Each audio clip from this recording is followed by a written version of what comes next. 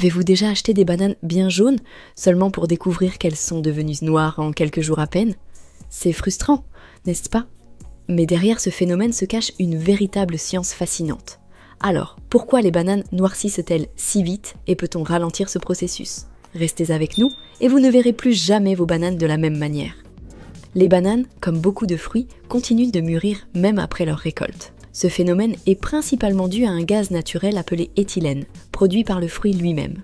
L'éthylène agit comme un déclencheur. Il accélère la dégradation des cellules et transforme les amidons contenus dans la banane en sucre, ce qui la rend plus douce et savoureuse. Mais cette transformation a un coût. Elle fragilise aussi la peau du fruit, qui commence alors à noircir.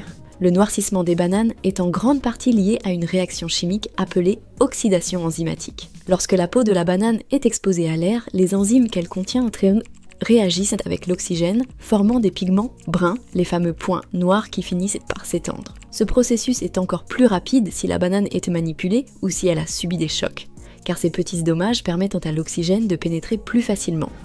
La température joue également un rôle clé. Si vous laissez vos bananes à température ambiante, le processus de maturation est beaucoup plus rapide, surtout dans des environnements chauds. C'est pourquoi elles semblent noircir en un clin d'œil durant l'été. A l'inverse, les températures très froides, comme dans un réfrigérateur, perturbent les cellules de la peau, ce qui peut aussi accélérer l'apparition de taches noires. Alors, comment ralentir tout ça? Il existe quelques astuces simples. Par exemple, conserver vos bananes dans un endroit frais, mais pas froid, peut prolonger leur durée de vie.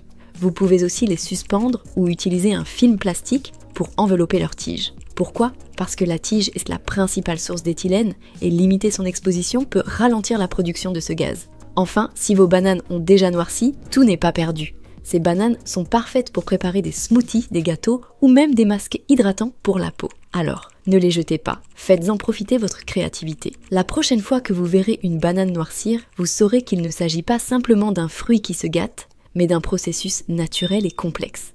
Et vous aurez tous les outils pour en tirer le meilleur parti.